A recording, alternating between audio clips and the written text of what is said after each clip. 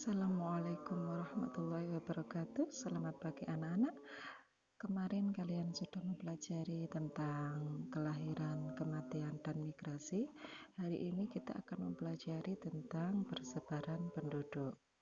Oke anak-anak, yang menjadi permasalahan bagi suatu negara itu sebagian adalah persebaran penduduknya yang tidak merata. Kenapa persebaran penduduk tidak merata? Hal itu disebabkan oleh yang pertama, kesuburan tanah. Semakin subur suatu tanah, maka akan semakin banyak penduduknya. Selanjutnya adalah iklim. Ketika iklim itu terlalu dingin atau terlalu panas, maka cenderung dihindari oleh penduduk. Terus, topografi atau permukaan tanah, maka penduduk akan lebih menyukai daerah atau tanah yang cenderung landai atau datar daripada tanah yang terlalu tinggi atau terlalu rendah. Selanjutnya adalah sumber air. Biasanya penduduk itu tempat tinggalnya mengikuti sumber air seperti itu. Pembangunan industri, semakin maju suatu industri di suatu daerah, maka semakin banyak penduduknya anak-anak. Karena biasanya kalau di situ banyak industrinya, maka penduduk itu akan semakin banyak dari yang asli penduduk daerah tersebut, makop atau penduduk dari luar seperti itu. Hal itu juga dipengaruhi oleh semakin baiknya perhubungan dan transportasi. Misalnya di Pulau Jawa, kan semakin banyak itu perhubungannya, baik kereta api maupun bandara. Selanjutnya adalah kualitas pendidikan. Semakin bagus kualitasnya, maka penduduknya semakin banyak, terutama adalah penduduk pendatang, mereka yang ingin mencari ilmu di daerah tersebut. Selanjutnya adalah pengelolaan sumber daya yang kurang merata. Di Indonesia bagian timur anak-anak, di sana itu sebenarnya sumber daya alamnya sangat banyak sekali, tapi karena pengelolaannya tidak merata, sehingga di daerah tersebut, di Papua, Nusa Tenggara, di situ penduduknya kurang berminat seperti itu anak-anak. Selanjutnya adalah secara umum persebaran penduduk terbagi menjadi dua, secara geografis maupun administrasi. Kalau geografis berarti batasnya itu adalah alam, misalnya sungai, laut, danau seperti itu. Kalau administrasi adalah batasnya yang dibuat oleh pemerintah atau negara, misalnya batas desa seperti itu anak-anak ya. Ini contoh dari persebaran geografis. Di situ Pulau Lombok sama Bali misalnya seperti itu ya, mereka dipisahkan oleh batas alam yaitu selat seperti itu anak-anak. Terus kalau yang di sini adalah persebaran berdasar administrasi. Di sini maksudnya ada batas-batas yang dibuat oleh pemerintah. Misalnya dari Kabupaten Nganjuk ke Kabupaten Kediri, dari Kabupaten Kediri di tengah ini ada kota Kediri. Ini memang batasnya dibuat oleh pemerintah, jadi bukan karena sungai ataupun laut seperti itu. Paham nggih? Oke, selanjutnya kepadatan penduduk. Kalau tadi persebaran penduduk yang tidak merata ya, sekarang adalah kepadatan penduduk. Kepadatan penduduk adalah angka yang menunjukkan jumlah rata-rata penduduk setiap kilometer. Apa itu urbanisasi anak-anak? Urbanisasi adalah perpindahan penduduk dari desa ke kota. Ya, hal itu menyebabkan masalah pada kepadatan penduduk di daerah kota seperti itu anak-anak, karena itu menimbulkan masalah-masalah yang serius ternyata ya, baik pencemaran maupun sosial yang lain, perampokan, pencurian seperti itu. Dampak negatif dari padatan penduduk tadi adalah yang pertama, munculnya pemukiman liar ini anak-anak. Selanjutnya adalah sampah yang jadi masalah, baik itu mencemari sungai, air, dan lain sebagainya, baik itu sampah dari pabrik maupun dari rumah tangga seperti itu. Selanjutnya adalah pencemaran karena ini, pencemaran udara baik dari pabrik maupun dari kendaraan. Ini yang terjadi di daerah yang padat penduduknya, jadi masalahnya sangat serius sekali ya. Cara mengatasi kepadatan dan persebaran penduduk. Oke, cara mengatasi kepadatan dulu ya. Yang pertama itu adalah adanya program transmigrasi. Apa itu transmigrasi? Transmigrasi adalah perpindahan penduduk dari kota atau daerah yang padat penduduknya menuju daerah yang jarang penduduknya. Bisa dilihat ini rumahnya sangat jarang sekali ya. Selanjutnya adalah program KB atau keluarga berencana dengan slogan dua anak lebih baik, seperti itu ya.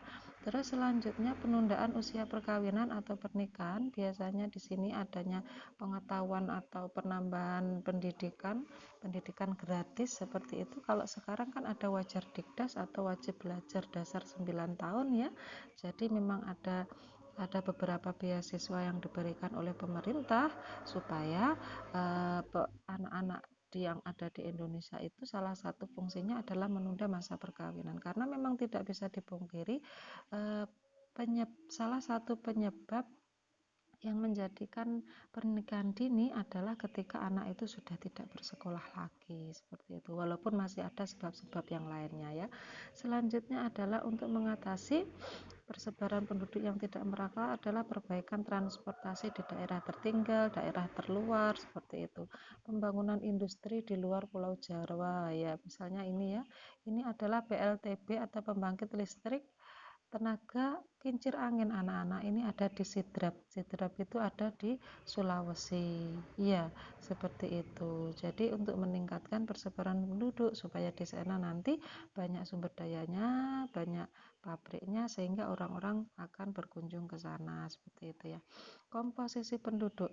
Komposisi penduduk. Oke, pengelompokan penduduk anak-anak. Ternyata anak-anak, sensus 2020 yang sudah terekam, Indonesia itu mempunyai 269 juta jiwa. Lebih enaknya 270 juta begitu ya. Di mana yang 135 juta laki-laki dan 134 itu adalah perempuan. Ternyata di Indonesia aja laki-lakinya itu lebih banyak daripada perempuannya. Itu kalau di Indonesia. Sedangkan kalau di dunia anak-anak, di dunia itu penduduknya ada sekitar 7 miliar, di mana yang 5 miliar adalah perempuan, yang 2 miliar adalah laki-laki. Kebalik dari Indonesia ya, kalau Indonesia lebih banyak laki-lakinya, sedangkan tercatat di dunia perempuannya lebih banyak daripada laki-lakinya. Oke, selanjutnya jumlah penduduk dunia dan negara terbanyak penduduknya. Dari tahun 2017, 18, 19, 20 jumlah penduduk dunia terus mengalami kenaikan anak-anak. 2020 7,7 miliar sekian ya kan. Sedangkan penduduk dari negara mana saja kah yang paling banyak? Yang pertama adalah Cina, di sana ada 1,4 miliar. Selanjutnya India ada 1,3 miliar. Selanjutnya Amerika Serikat 300 juta dan Indonesia 200 juta. Oke, selanjutnya adalah komposisi penduduk berdasarkan umur, jenis kelamin, pekerjaan, pendidikan, agama, dan tempat tinggal.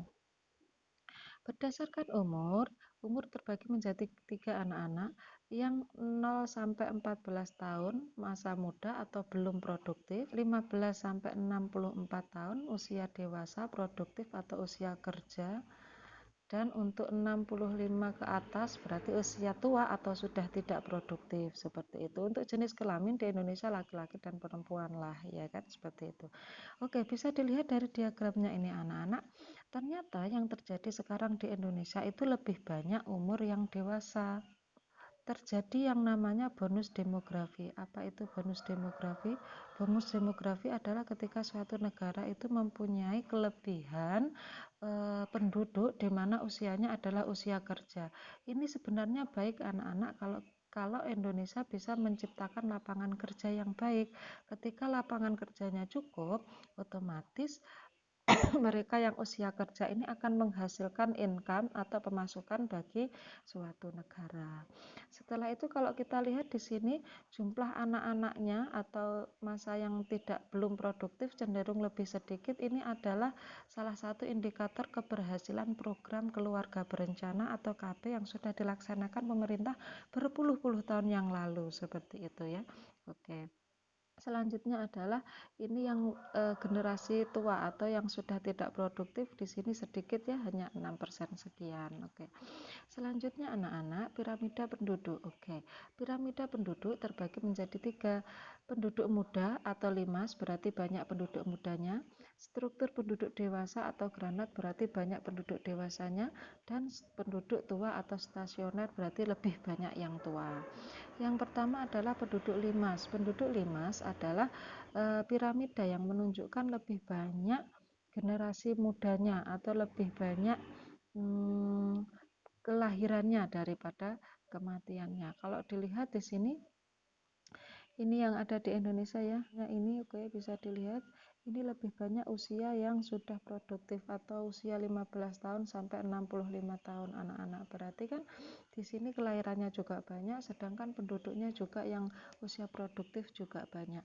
Biasanya piramida yang berbentuk 5 seperti ini banyak dijumpai di daerah berkembang, daerah atau negara berkembang, misalnya Indonesia, Malaysia, Filipina, dan lain sebagainya. Seperti itu anak-anak ya.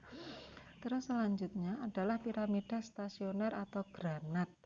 Piramida stasioner atau granat ini kalau kita lihat itu cenderung tetap ya, kelahirannya sama penduduknya yang usia produktif itu cenderung tetap, jadi cuma segini-gini aja seperti itu.